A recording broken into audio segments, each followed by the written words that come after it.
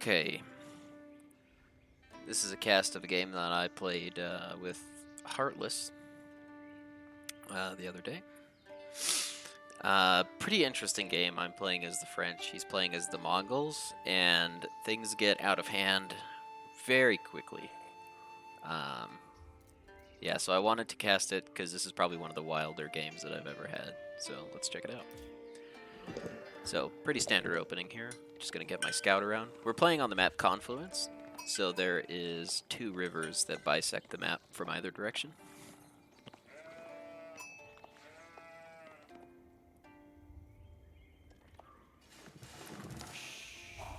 And I'm kind of expecting early aggression, but I'm not really sure.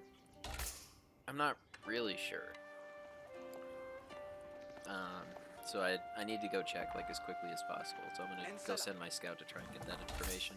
Still just looking for sheep. Trying to secure my side of the map. I'll be walling off the crossing here soon, and here as well.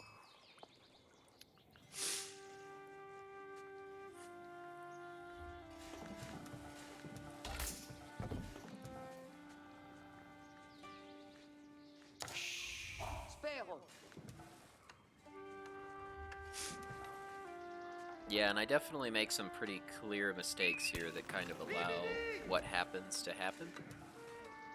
So we'll kind of talk about those a little bit. Yeah, so we go up to the crossing, and I believe that we see his scout as well. So we both kind of turn around and just have this gentleman's agreement to leave the other sheep be. I don't find a whole lot else to go on, though, so we'll just go back around.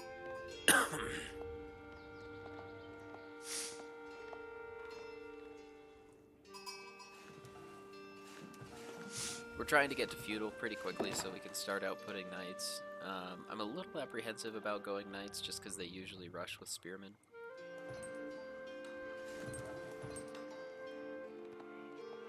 I think it's not too much longer now. I start getting the school of cavalry down.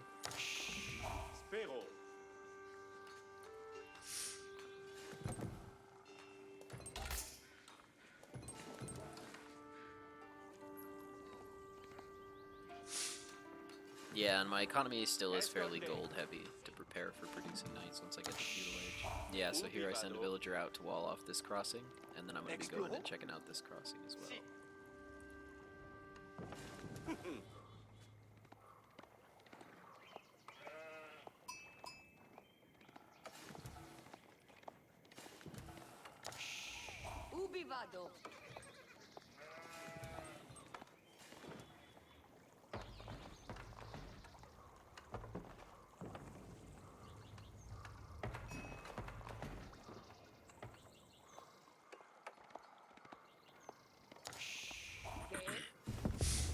So just waiting on the wood, we'll get that rolling, we'll come back and we'll start our school of cavalry. We'll kind of put it in a defensive position here next to the town center.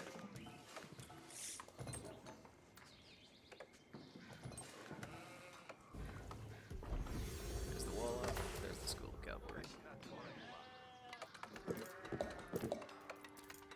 Yeah, and I think it's at this point that I start sending my scout over to check out Heartless's base. Because he's been busy and we don't know what he's up to. And no spearmen have come over yet, which is a big surprise. So I'm starting to get a little suspicious here. Like, okay, so clearly he's not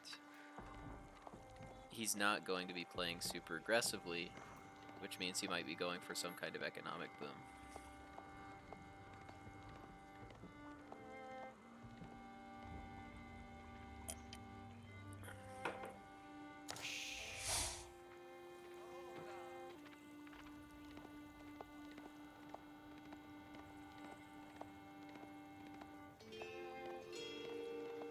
So there's his Khan! And there's his town center. So already it's looking mighty sus, right? Because there's still no military units coming to try and contest my scout here. And there I see the silver dollar. Excuse me, the dollar general. So he's clearly going family dollar. And yeah, he's going to be trying to use this trade post to trade with. he initially starts with this trade post, I believe. Or maybe he doesn't, actually. Maybe he goes straight for that one. But I think he switches over because I start sending knights and archers up through this area. So Scootla Cavalry still just slow working it. He's slow working a silver dollar, which is now finished. He's got 5 villages. Now they're headed back to gold.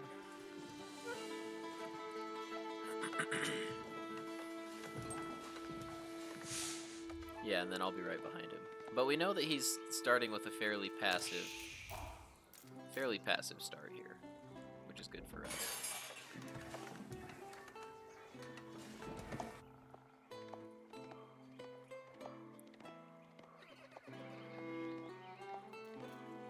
Yeah, it actually means that we can take the initiative and go aggressive, and then we can start controlling his economy, which is going to be super huge in this game.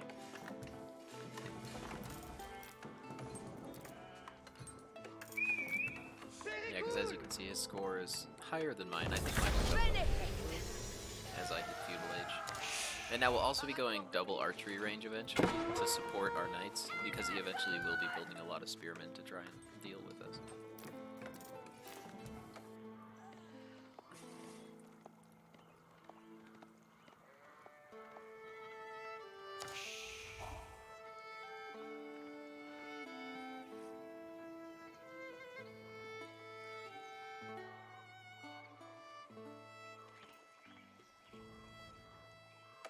Yeah, so at this point I start trying to play the water, so I get a dock, start trying to work some fish, just get that economy rolling.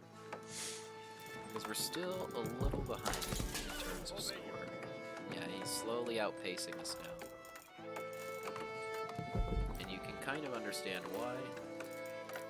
Because he's got his family dollar, and he's starting to double produce traders, and he's trying to go crazy. And now that we know this, there are things that we can do about it. So, we've got our School of Cavalry built, we've got our first knights coming out.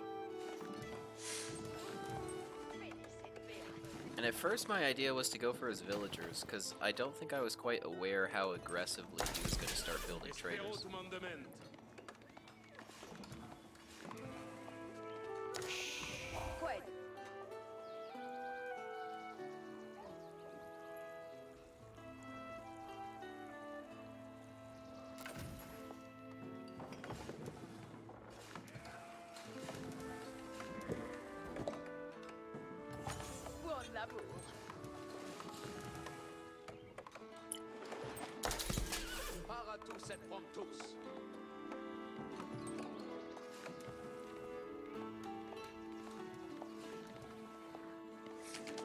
Yeah, so we'll take a hunting camp here. We're starting to run a little bit out of food here.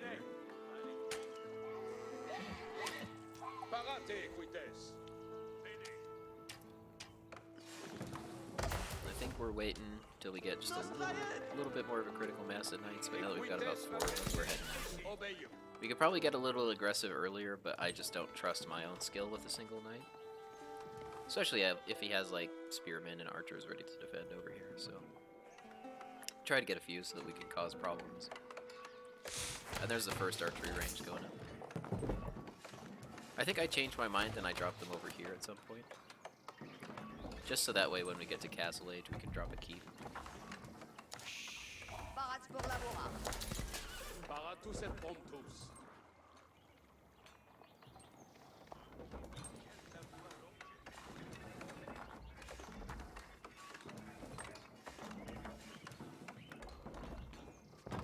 Okay, no, I guess we build them here. That's fine.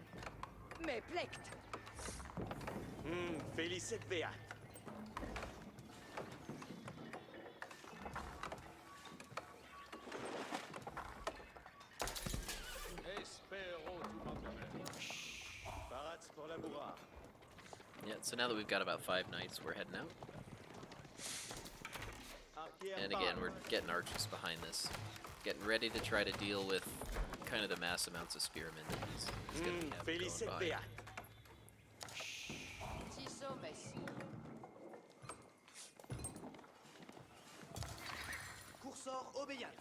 Yep, so we build a couple more scouts. just to get a little extra vision in places. I think he killed our last scout. No, but we definitely want that extra vision. We want to know what's going on all through this area, because currently we have no information. So yeah, here we roll up and we're just looking for his other economic areas.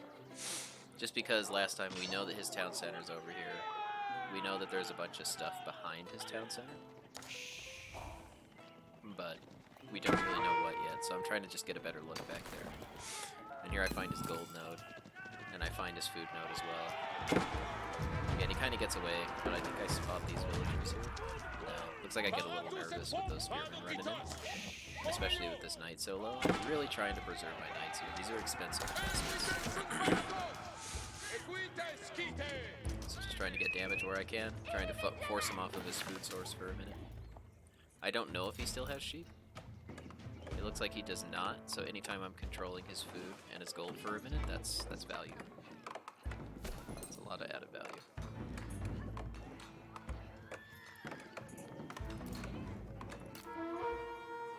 Looking at villager count, I have 36 now, including fishing boats. He has 48, so he's doing a lot better in that regard.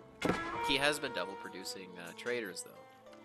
And this is where things start to get a little wild. As I rotate my knights over and I start to see he does have that wild and crazy family dollar trader economy starting to go. So we bring our knights in, and immediately we're just going to be trying to deal as much damage to that economy as we can. And he's not doing a lot to control that either. He doesn't have a lot of protection on that. And so we're going to be trying to exploit that to slow his roll down a little bit. Now we are supply blocked, so I think soon we'll be getting some extra houses up. And we'll be sending a villager over to control this crossing with an outpost and a wall. So yeah, we came over here. I didn't even realize there were this many traders over here. So as soon as I see what's going on, I try to chase back. I start realizing he might be sending spears, so we let some of those traders go. Kind of a big mistake.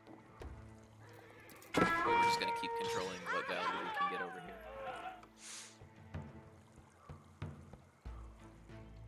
Yeah, we're keeping these guys in the woods. I don't want him to catch them while I'm not microing them, so I'm kind of just hiding them in an innocuous place.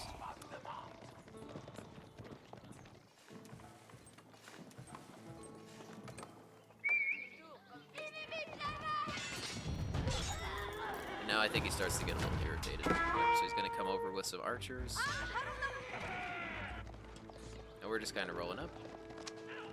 And it doesn't take me long to decide, yeah, I don't want to mess with that, especially if he's bringing spearmen over. And now he's really going to be trying to control this trader economy. But I do have a lot of archers coming now, and I'm starting to get a serious critical mass of knights. Still producing knights. We've gotten chivalry, so that way we can sustain them a little bit better. And now we're just going to kind of take it for a ride over here. We're going to pull these guys way out so that we can start hitting him back here again.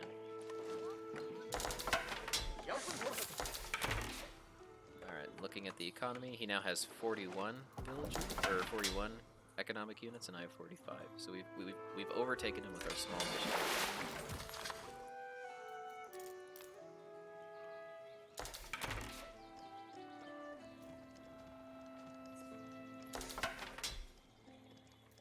Yep.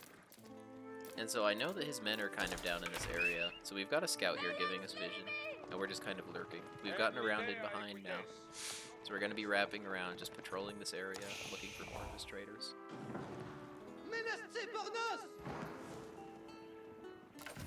Now we're causing problems over here. We're going to use this scout.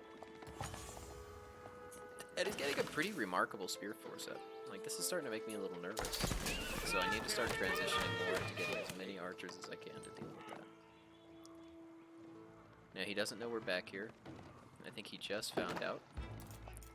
But we're causing his traders problems. Yep, and he's coming back, trying to provide security. He doesn't see our knights yet, though. We're doing a good job of just trying to cause confusion and make it so that he doesn't know where our knights are. I think he spotted them there for a minute. I didn't know he used that. That was very clever. Anyway, so yeah, he sees it. And we just don't want that fight, so we're just not going to take it. I thought about it for a second, but yeah, that's too many spears. So we're going to kind of drag him over into this corner of the map and then wrap around and start hitting his traders again.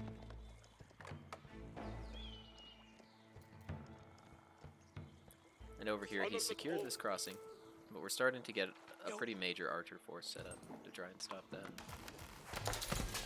Still building knights, still just trying to keep him in a spot where he's not going to be causing him a lot of trouble. 3 more knights come over. I don't think it ends well for these guys. I think I was wondering where they went. Yeah, so now we've got the juke on these guys, and now we've got our scout rolling up, just looking where are his traders. So I'm coming back. A whole slew of them. Now he's up to 43 economic units. We're up to 55. Still just slow growing.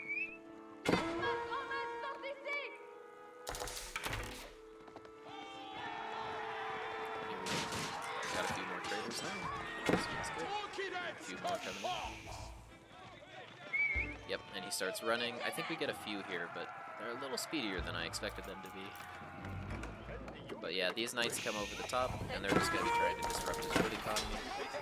Killing villagers as well now. Trying to get the mother load. Hey, Freddy. Yeah, and this is kind of worth the loss of a couple of knights. We're doing really good work here.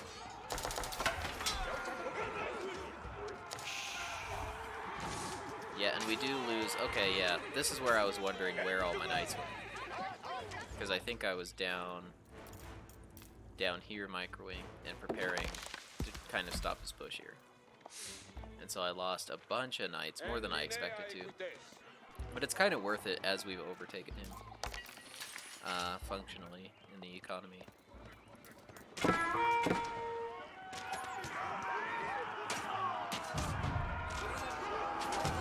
And now here he kind of takes the crossing from me a little bit. I just can't contest. I don't quite have enough archers. But we're just going to be hanging tough with our knights, pushing back. He is a little nervous to take this fight. And we're just going to be continuing to build archers. Got idle villagers, so I think we deal with that here. Up here on berries, and then down here on the gold mine.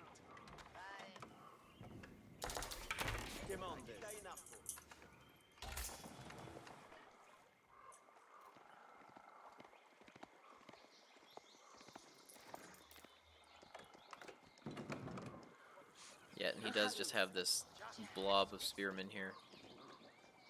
Yeah, and he's still getting that trader economy going. But I kind of let it be at this point. I'm like, okay, we've disrupted it enough. Now let's try to scale, and let's try to just get an unholy mass of knights and archers here, so that we can prep for a full push. I'm going Castle Age, and I'm hoping that with the economic boom from the guild hall and veteran knights and veteran archers, we should have the firepower that we need to push down that spear blob. Because yeah, his focus is not on going Castle Age currently. He's prepping for it, but he's a little bit behind. Looks like I still haven't controlled my gold income downtime. But this is actually kind of a fortunate decision of mine to send my villagers over here and take this gold. That becomes incredibly valuable later on.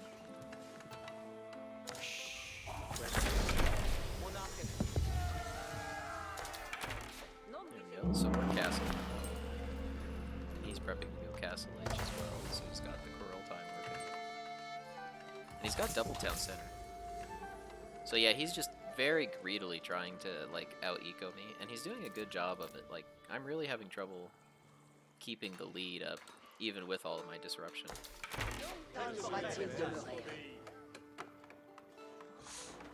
But again, now we are Castle Age, so we're building villagers even faster from a single town center. We're really able to sustain that knight economy. We're getting the archers out that we need. We're starting to build arbalists in case he decides to go men-at-arms into us. We'll have that armor piercing that we need. There we go, he goes castle. I'm like, okay, he's I believe I get some hints of this push that he's planning eventually. But I know that most of his attention is over here, because he's trying to control this.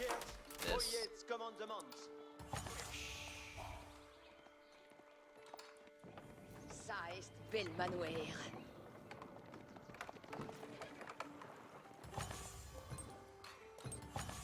Given over here, I think I start to consider raiding his trader economy one more time. I'm not sure if I commit to it, because yeah, his push comes, and I'm like, okay, this is not good. There's a lot going on here. I'm wondering where my archers are. I think I brought them over to try and help disrupt that push on the other side, and so they're a little out of position for this fight, which is really unfortunate. But again, he just doesn't want to take it, so he falls back again. I mean, if he had committed there, I would have been seriously out of position, and I was super lost as to where my archers were. So.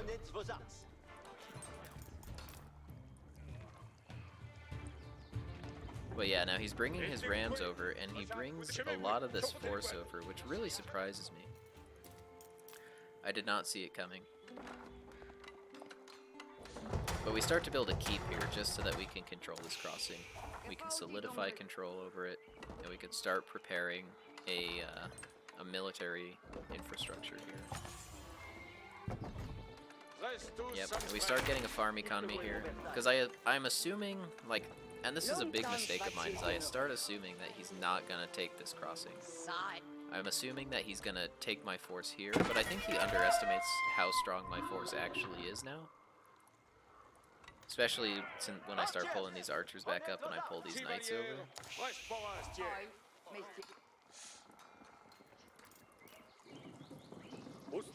So we get to Mangonel.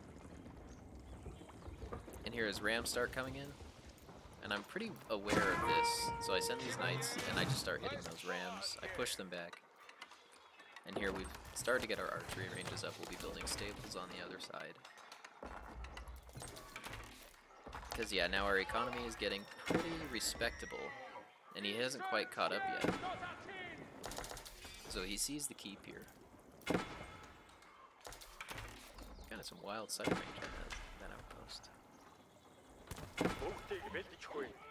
Yep, here we torch down both of his rams, and yeah, we go in for his traders again. And we get quite a few of them. Because he tries to hide them in these towers, and we're like, okay, we don't want him over here.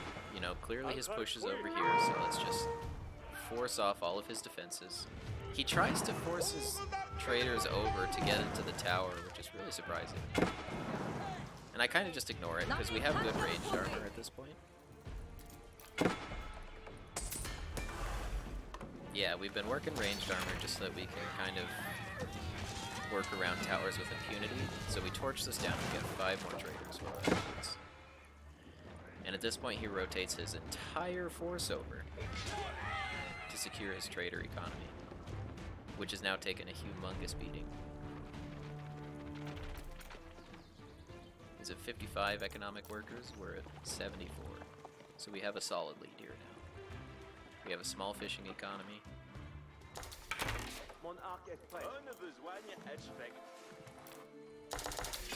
And we're just raking in the food, getting a nice solid force. And so here he's recovering his force. I don't realize that he rotated this entire force over. So I believe at this point, I rotate my knights back over here to prepare to finally push him down with our huge force of archers and knights.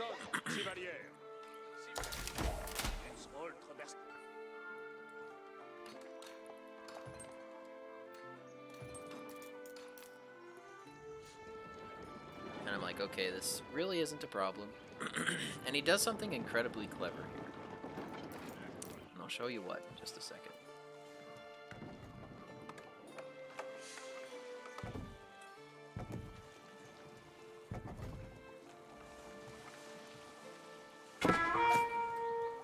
Right here.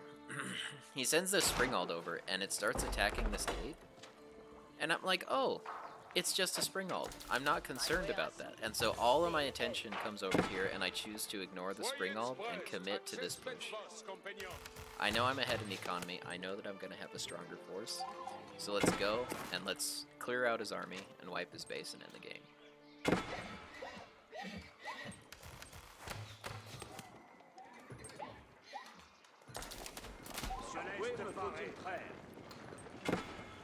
So right here we push over. His outpost clearly sees us, knows what's going on. He immediately commits to doing the same thing on the other side. And I have no idea this is going on. I hear the horn, but I assume that it's still the spring. I'll just attack him. So while this is going on, while we're completely running him over, we'll pull these guys up in a minute. He's got a few defensive units. And he is just raking havoc on my base. And I think here it's that I notice, and then I'm like, oh, okay, shit. So we start trying to pull whatever remaining villagers we have over. We start getting them over here. Luckily, I have this other minor farm economy rolling over here as well. And we commit to the push. I knew that it would take too much time for me to get over there, and my losses were already so significant. I'm down to 46 villagers versus his 58, so we really have to just commit to taking his base down. We're ready to go Imperial behind this, so let's clear his army out, and let's try to end the game before he's able to move. And I don't realize this, but he packs up literally his entire base. And he starts running with it. So at this point, I'm fixated on trying to take out his economic landmarks. I'm like, okay, let's get the Dollar General. Let's get the town center. And then I don't know where his third landmark is at this point. I assume that he packed it up at some point. Yeah, he's just packing up his whole town. And he just rolls away with it. He's like, alright, well, you know, good job, but see ya. Nice to know ya. Which is unfortunate, because we do get the Kurultai and the Family Dollar, but then we don't know where his capital town center is. And so he's able to get away with it. But we're still making good time on this. Right, our base is getting wiped, so I'm like, okay, he hasn't seen my guild hall yet, so let's get the Red Palace up in a defensive position. And then if he tries to cross here, we can hold his crossing until the Red Palace is up, and then we can hold there. So I'm like desperately trying to get another base up, right? We build another town center. We've got the Red Palace rolling. He still hasn't found my guild hall. So I'm like, okay, we've got the Family Dollar. We've got the Dollar General. Now, the Kurultai he tries to set up in the back here, but I see it, so we torch that. But yeah, he gets away with a lot of value. I didn't realize just how many units, or how many buildings he had gotten away with yet. I figured it was like his town center, maybe like a couple of other buildings. But here I catch a lot of his villagers. And here his economic population just starts to really suffer. So he's down to 40. We're down to 28. So yeah, we're both really struggling here. Yep, so he gets my School of Cavalry and he goes for my guild hall. But the Red Palace is up, and we've got our new economy rolling. So I'm hastily getting wood as quickly as I can to start building more houses. We're continuing this push here, torching down his Kurultai and still clearing out this area. So we just wiped each other's base. Which was wild.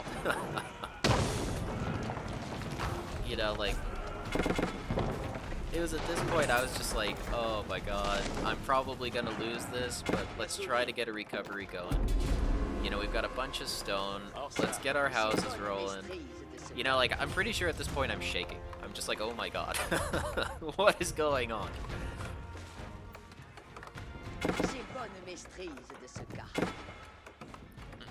We literally simultaneously wiped each other's bases, and now we're both just racing to try and catch up. So I've got an army. He's got an army as well. But, yeah. There, we see his traders, so we roll back, we try to kill all these traders. That'll kind of help with the economic disparity that we're running into here. We come down here to intercept. I think. Yeah, so there goes the guild hall. So that's the rest of my base on that side done. So, we get the Red Palace up and we stock it with units. And now he's getting ready to try to push over. And he does have a sizable force here. I'm actually worried that his force is large enough that if he commits to a push, he could potentially destroy the Red Palace. I'm not sure how powerful it is. I don't really want to rely on it. But we get enlistment incentives here. Because we are Imperial Age now. He's still Castle Age. So we're going to get our military infrastructure back up, and we're going to start leaning on those Imperial Age upgrades in our continually existing army to try and start bringing it down. Hey, Freddy. How you doing?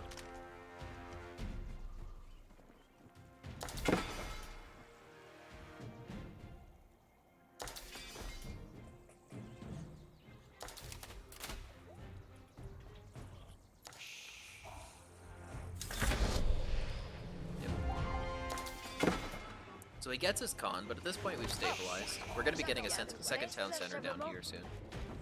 Once we have enough wood. We have a huge force, so we send our whole force down here to start basically contesting whatever push he tries to commit to on the Red Palace.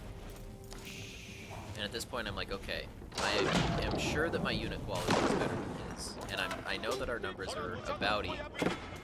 So here he commits to the push. He sees the Red Palace, but man, it is just melting those rams and anything else that comes up against it. Look at that. Look at that damage. He literally can't even get close to this thing. And we have this huge force here to deny him any additional pushing power. So at this point, the Red Palace has bought us enough time to stabilize our economy. We're getting horsemen out for cheap. We're getting an archery range up.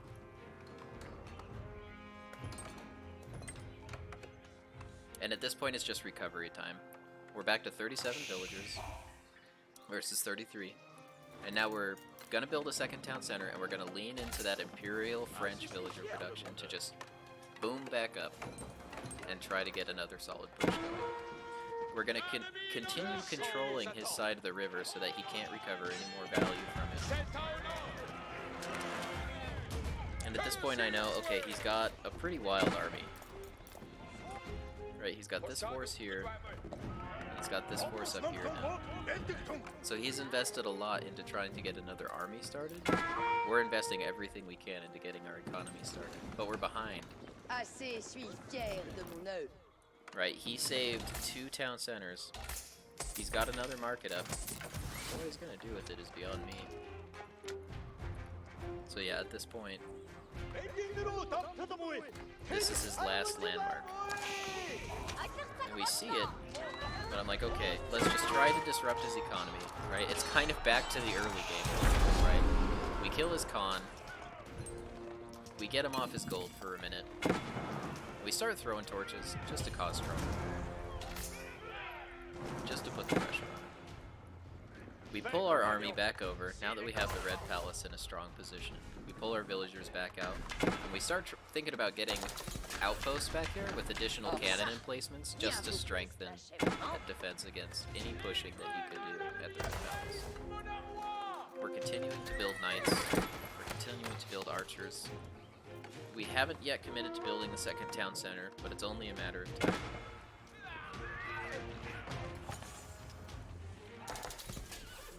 We're up to 38 economic units versus 37, so he's catching up in that regard with his town center.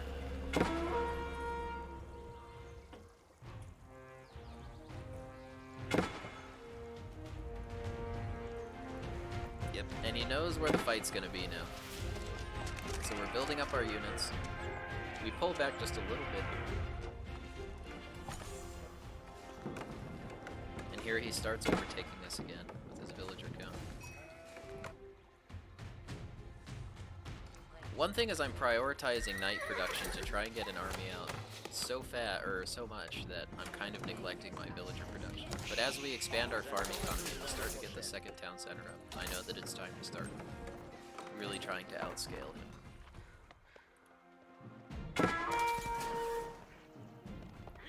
So here we're just gonna keep torching the Ovu, keep causing problems. I'm not too concerned about his Mangudai. We have chivalry, so if we can pull these guys back in, we're down the time. Oyez les commandements.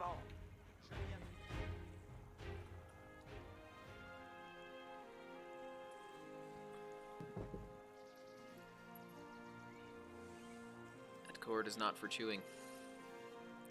And that is not just what you'll do. So we get our siege workshop set up. We're really committed to a push here. At this point, I intellectually know that my unit quality is gonna be better than this. We're in Imperial Age, so let's control the crossing now. He has a strong force here, but he doesn't really know what he's gonna be getting himself into. So he commits to it. We pull back. We get the archers in. He sees our army now. But what's he gonna do? You know, he gets a nice mangonel shot there. Now we bring our knights up and around the side. We get on the mangonel. We get on his back line. He's starting to get trebuchets up. He's trying to push. He's trying to prepare a push on our position, but at this point we've got a stone wall up. We're going to be stonewalling this entire section so that we can just sit behind our base, continue booming with our 2 town centers. We're up to 40 economic units versus 41, so he's overtaken us in that regard. And here we're just again disrupting his economy, trying to just create as much trouble as we can. We do lose another knight this year. But we stop the push, we hold the crossing, his army's in shambles.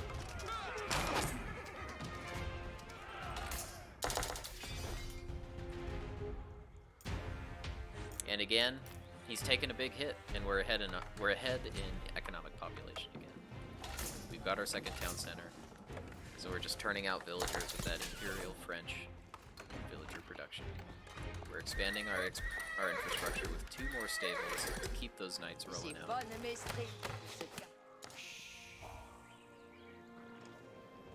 And we're building a triple siege workshop, and we're going to be moving over into a huge wood economy.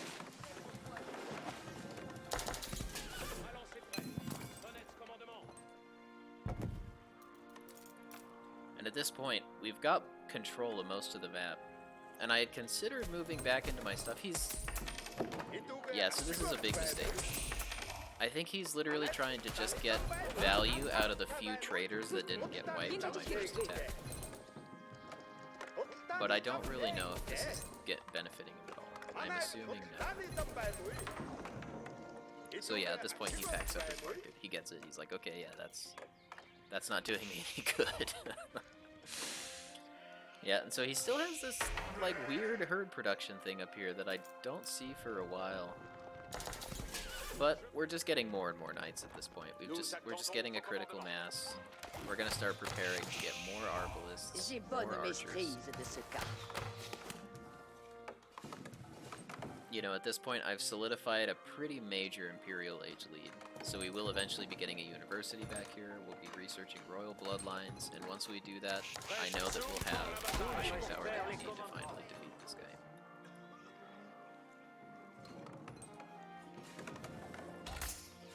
Yep, now we've also got these town centers, just turning villagers out. We're just basically mowing down these few trees, scattered trees behind our base. We're expanding our farm economy. Like, life is good. Life is good for us now. We're up to 50 villagers. He's at 47. But I don't think he'll catch us again. And here we see the great exodus as he tries to pull all of those economic buildings out of the corner. We're not going to let that happen. One thing that surprised me is how much damage archers will do to packed up units. So we torch the Obu here, which I think was depleted anyway. Maybe that's a misplay. Here he comes out, he tries to contest. I'm a little worried, but I know that I have reinforcements here. These are still veteran, but I think eventually we will be getting them to it. We're still just trying to get as many as we can, though. And he's not really committed to the push. He's got a strong force here. He's got a mangonel, he's got quite a few men-at-arms, a few spearmen and crossbowmen. But he's trying to boom as much as I am. He's up to 53 villagers. We're at 53. We don't leverage our town centers as much as we could have, and that was a misplay on my part. I was too fixated on trying to get an army large enough to contest him out. J'ai bonne maîtrise de ce cas. But here, we're getting more villagers rolling. Really trying to keep that villager economy up. Yeah, but yeah, at this point, I have enough knights that I'm like, okay, we need to start improving the quality of our units. We need to start leveraging that Imperial Age advantage to start winning these fights for us.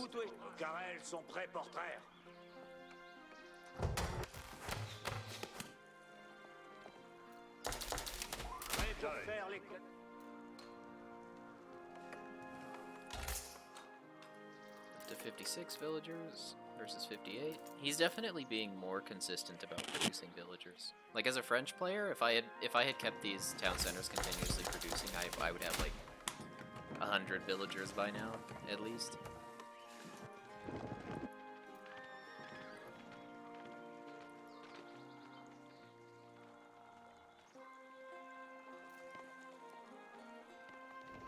But yeah, at this point I know.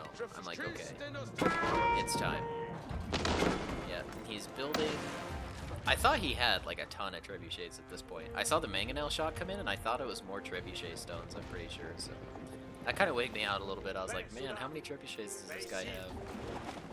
You can see he is committed to trying to get a force up. And at this point, I see his force and I'm like, okay, I think we can take this. We don't have elite research coming in yet. But we get the mangonel, and once we get the mangonel, I know that we have the power. We've got the power to basically win this fight hands down. And it's fine. At this point, the arbalists are too strong to really contest this.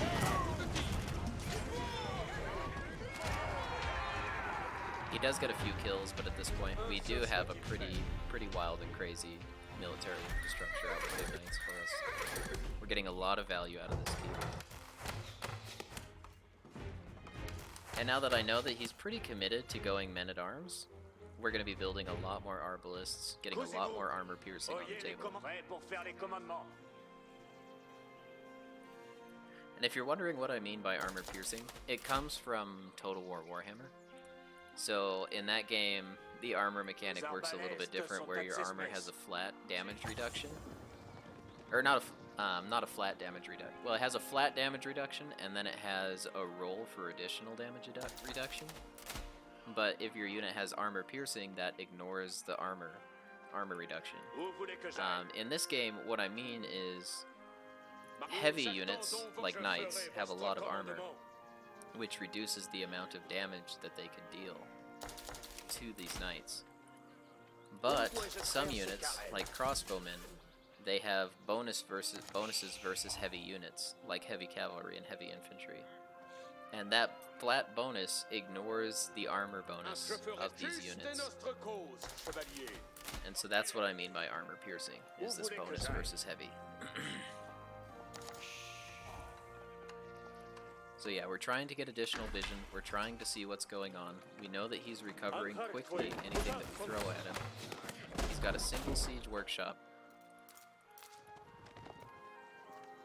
At this point, we do have elite royal knights. We're getting a university up so we can start researching royal bloodlines. Royal Bloodlines is a great perk. It's going to give 35% health bonus to all of our cavalry. So these guys will basically just, at that point, become very fast-moving, but immovable tanks. So that our arbalists behind them can just sit and shoot all day. We've been getting a lot of value off of chivalry because of that original engagement. We have a very impressive knight force here. I'm like, okay, we've got a few more knights coming out, we've got a few more arbalists, let's get Royal Bloodlines coming online, and then we'll time our push so that Royal Bloodlines will finish right around the time. And that will kind of mislead his feel for how easy it is to kill these knights. That's one thing, is it's very misleading if your opponent thinks that he has a feel for how much damage he can deal to you, and then suddenly that changes and becomes more difficult. That's really going to throw off his ability. So I'm like, okay, let's switch to horsemen. Let's get some horsemen so we can dive his back line with them. That'll save us the gold that we need to get royal bloodlines. Turning out a few more archers as well, just to get that additional firepower. We've got 2 more mangonels.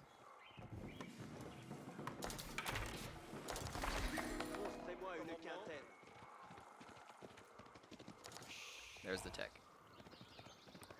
A minute and a half.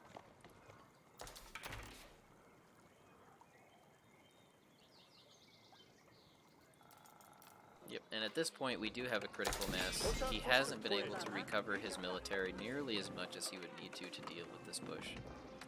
He does have an impressive economy with 70 villagers versus our 76. Again, we're just not leveraging these town centers as much as we could, but we do have the military to back up our claims. So we're getting a few more houses, preparing to just get a few more units.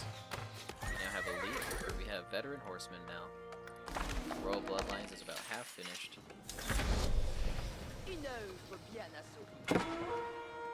Now he goes Imperial Age. And he tries to start asserting himself here. He's got triple trebuchet, he's got a mangonel, he's got a pretty respectable front line. He's got techs coming out. He's got the Cognate Palace putting out lancers.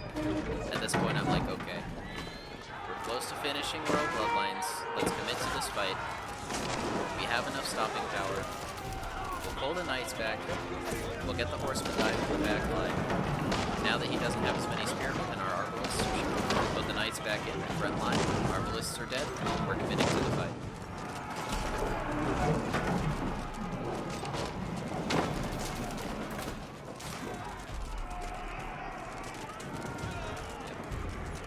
Now we come in with the mangonels just to make sure that we have firepower. We've got the firepower. Now all that's standing between us and defeating this guy is these outposts. There we catch all of his villagers out of position. It's an absolute massacre. We know where his tier 4 building is. We know where his town center is.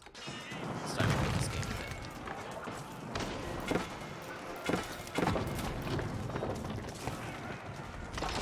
And it's at this point that he kind of sees the writing on the wall. He's got his exodus of sheep coming across. But the mangonel defensive line is too strong for his army of sheep to push through. Knowing this, he surrenders, seeing the ultimate fate.